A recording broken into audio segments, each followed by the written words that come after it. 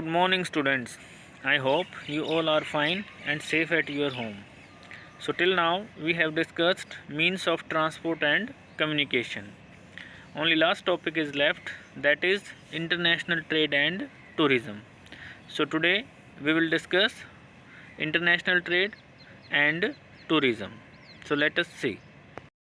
What is international trade? Trade between two or more than two countries is called international trade.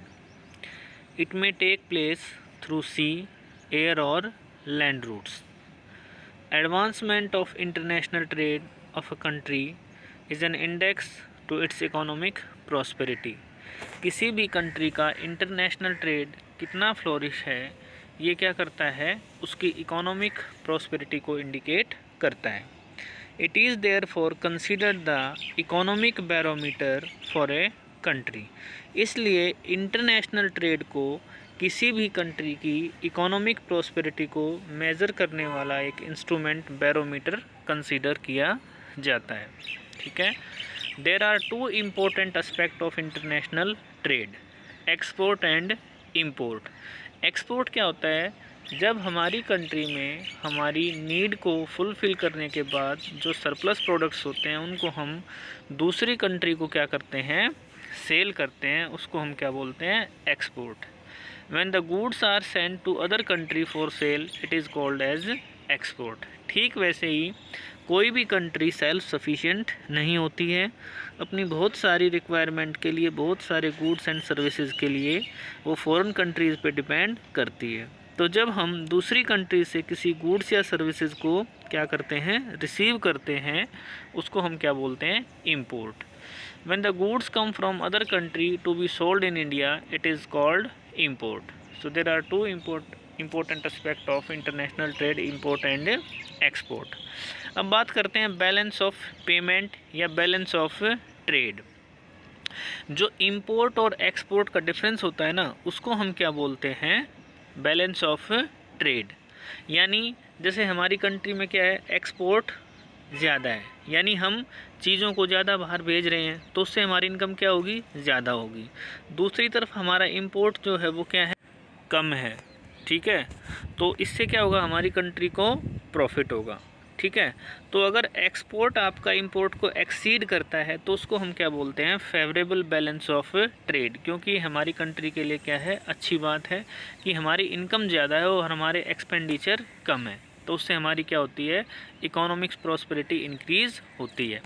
But दूसरी तरफ अगर हम चीज़ों को बाहर एक्सपोर्ट कम कर रहे हैं और बाहर से चीज़ें ज़्यादा मंगवा रहे हैं, तो क्या है, हमारा जो इनकम है वो कम है और जो हमारे एक्सपेंडिचर हैं वो ज़्यादा हैं. ठीक है. और ये हमारी कंट्री के लिए क्या है, एक अनफेवरेबल कंडीशन है. इसलिए इसको हम क्या बोलते हैं, unfavourable balance of trade. So there are two types of balance of trade, favourable balance and unfavourable balance. Favourable balance में क्या होता है, आपका एक्सपोर्ट एक्सीड करता है किसको, इंपोर्ट को. जबकि जो आपका क्या होता है, इंपोर्ट होता है, जब आपका एक्सीड करता है किसको, एक्सपोर्ट को, तो उसको हम क्या बोलते हैं, unfavourable balance of trade. Okay. अब बात करते हैं उन मेजर कम्युनिटीज़ की जो हमारे एक्सपोर्ट और इंपोर्ट को क्या करते हैं, कॉन्स्टिट्यूट करते हैं. तो सबसे पहले बात करते हैं उन कम्युनिटीज़ की जो इंडिया क्या करता है, एक्सपोर्ट करता है, यानी जिसके थ्रू हमें क्या मिलता है, फॉरेन एक्सचेंज मिलता है.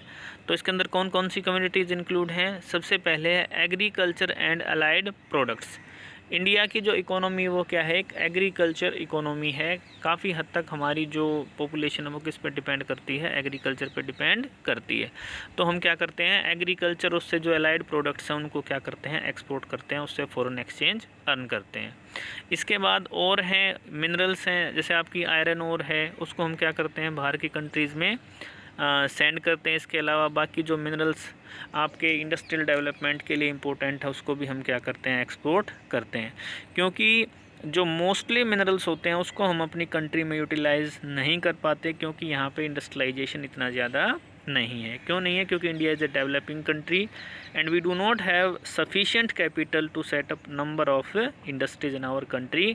सो as a result we are forced to export most of the minerals to developed countries. Next हैं आपके जेम्स एंड ज्वेलरी, जो बहुत सारी ज्वेलरी है उसको भी हम क्या करते हैं, एक्सपोर्ट करते हैं और उससे फॉरेन एक्सचेंज अर्न करते हैं। इसके अलावा केमिकल आपके और उसके अलाइड प्रोडक्ट्स हैं, इंजीनियरिंग गुड्स हैं और पेट्रोलियम प्रोडक्ट्स हैं, उसको भी हम क्या करते हैं, एक्सपोर्ट करते हैं। तो अब बात करते हैं किसकी, इंपोर्ट की। इंपोर्ट में हमारे कौन कौन से मेजर कम्युनिटीज़ आती हैं, petroleum and petroleum products, pearls and precious stones, inorganic chemicals, coke, coal, briquettes and machinery. These are the important items of import to India. Okay, अब बात करते हैं टूरिज़्म की। Tourism is one of the most important growing sector of Indian economy. Every year lakhs of tourists come from different parts of India and also from other countries to visit different places. इससे क्या होता है, हमें बहुत सारे benefits होते हैं। इससे जो है कल्चरल एक्सचेंज होता है, इससे हमारा जो है रेवेन्यू है वो इंक्रीज़ होता है।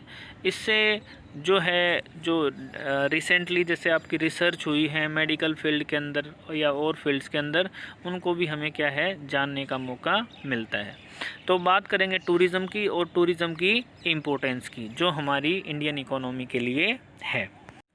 Significance of tourism sector contributes approximately 6.7% share in GDP, यानी हमारी कंट्री की जो टोटल इनकम है उसमें ऑलमोस्ट 7% शेयर कंट्रीब्यूट कौन करता है, टूरिज़्म सेक्टर। ठीक है, अभी मैंने आपको बताया कि हर साल के आते हैं बहुत सारे जो टूरिस्ट होते हैं वो इंडिया को विज़िट करते हैं, तो उससे हमें क्या मिलता है, foreign exchange. So it also helps in earning foreign exchange. Third point is related to employment. जो हमारा टूरिज़्म सेक्टर है, it provides direct employment to 15 million people. These people are involved in transportation, these are working as guides, these are travel agents and also provide catering services. ठीक है, next importance is national integration.